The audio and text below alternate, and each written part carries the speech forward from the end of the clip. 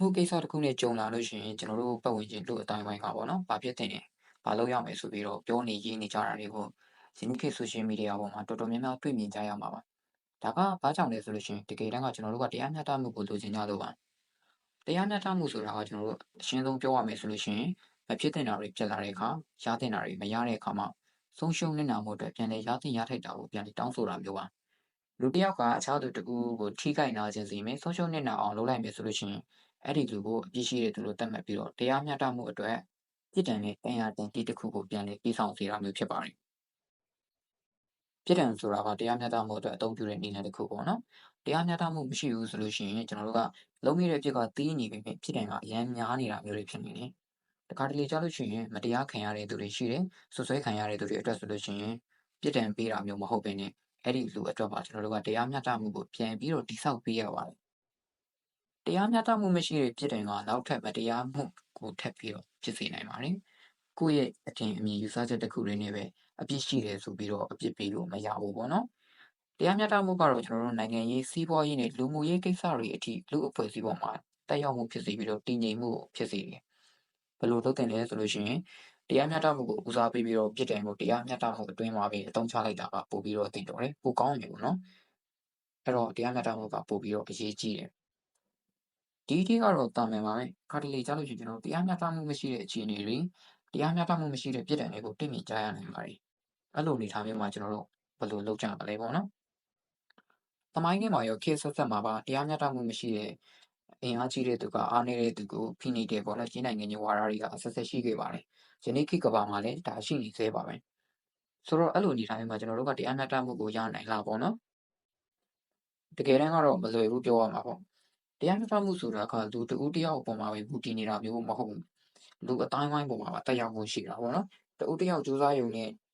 တရားမျှတမှုရဖို့ကမလွယ်ဘူးအများကပေါင်းစည်းမှသာရနိုင်တယ်ပေါ့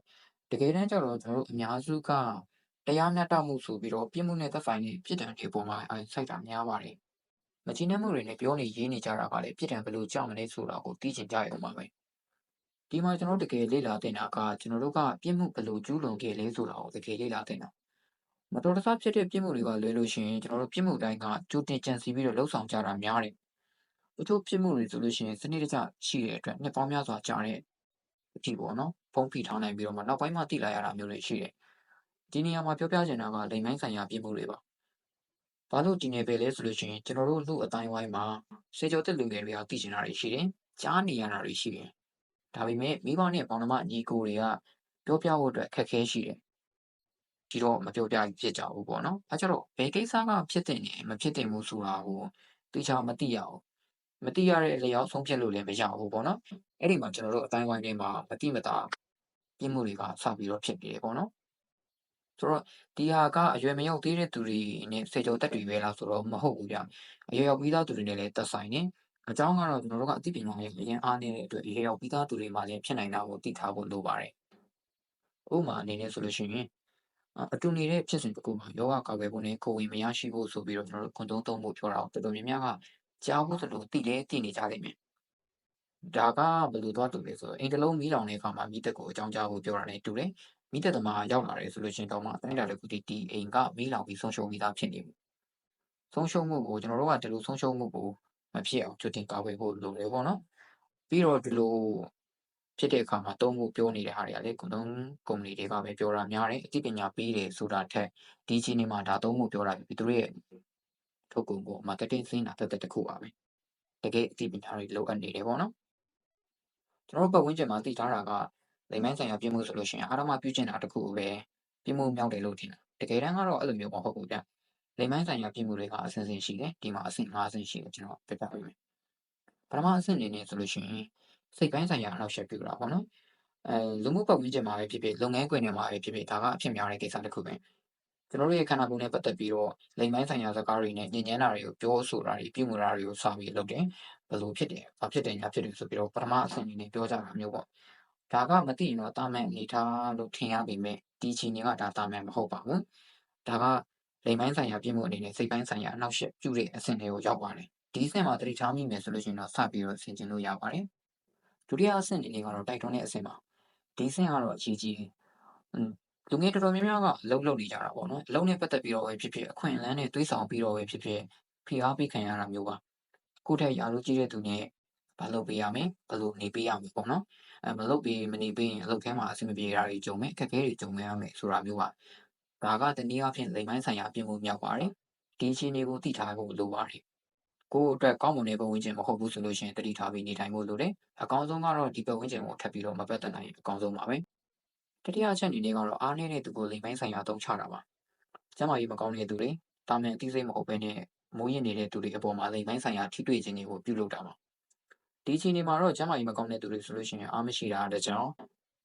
သာမန်အသိစိတ်မဟုတ်ဘဲနဲ့မိုးနေတဲ့သူတွေဆိုလို့ရှိရင်လည်းအသိစိတ်ကရှိမနေတာဖြစ်တဲ့အတွက်ပြန်လည်ခုခံဖို့မလွယ်ပါဘူး။အဲ့ဒီအတွက်အကောင်းဆုံးနည်းလမ်းကတော့ကျွန်တော်တို့ကယောက်ျားလေးပဲဖြစ်ဖြစ်မိန်းကလေးပဲဖြစ်ဖြစ်ဒီမိုးရစ်စေတဲ့အရာတွေပေါ်မှာအသိစိတ်ပြောက်အောင်မသုံးတာကအကောင်းဆုံးပါပဲလို့ပြောချင်ပါတယ်။နံပါတ်4အချက်ကြတော့မှကျွန်တော်တို့ကအာတမပြုကျင့်တဲ့အဆင့်ပါ။ဒီမှာဆိုလို့ရှိရင်ကျွန်တော်တို့ရည်ရွယ်ပြီးပြုလုပ်တဲ့သူတွေရှိတယ်လို့ကိုယ်စိတ်ကိုမနိုင်ဘဲနဲ့လှုပ်ဆောင်မိတာမျိုးတွေလည်းရှိတယ်။ဒီမှာအာတမပြုကျင့်တာဆိုလို့ရှိရင်မိန်းကလေးတွေရွေးမဟုတ်ဘဲနဲ့ယောက်ျားလေးတွေလည်းတိုက်ခိုက်ခံရနိုင်ပါတယ်။ဘယ်သူကဘယ်အချိန်မှာကိုယ့်ကိုတိုက်ခိုက်မယ်ဆိုတာကိုကြိုပြီးမသိနိုင်ပါဘူး။ဒါကြောင့်မိုးရစ်စေတဲ့အရာတွေနဲ့ဝတ်စားဆင်ရေးမှုတွေကိုအထူးသတိပြုစေလိုပါတယ်။လိင်ပိုင်းဆိုင်ရာဆွဲဆောင်မှုရှိတဲ့ဝတ်စားတွေကိုအတတ်နိုင်ဆုံးဆင်ခြင်စေလိုပါတယ်။ကိုယ်ဖြစ်စေချင်တာကတစ်ယောက်ကိုယ်ဖြစ်သွားတာတစ်ယောက်အဲ့လိုမျိုးဖြစ်သွားနိုင်တယ်ပေါ့နော်။ကိုယ်အလှတရားအတွက်ကိုယ်ကနစ်နာတဲ့သူမဖြစ်စေချင်တဲ့အတွက်ပါ။နံပါတ်5အချက်ကတော့ကျွန်တော်တို့လိင်ပိုင်းဆိုင်ရာလူကုန်ကူးမှုပါ။ဒီအချက်မှာဆိုလို့ရှိရင်ကျွန်တော်တို့အသက်ပြည့်တဲ့သူတွေရောအသက်မပြည့်တဲ့သူတွေရောကိုလိင်ပိုင်းဆိုင်ရာအရာရောင်းချပြီးတော့လိင်ကျွန်အနေနဲ့အသုံးပြုကြတာမျိုးကိုပြောတာပါ။ပြည်ပကိုရောင်းချခံရတာမျိုးတွေရှိသလိုပြည်တွင်းမှာပဲ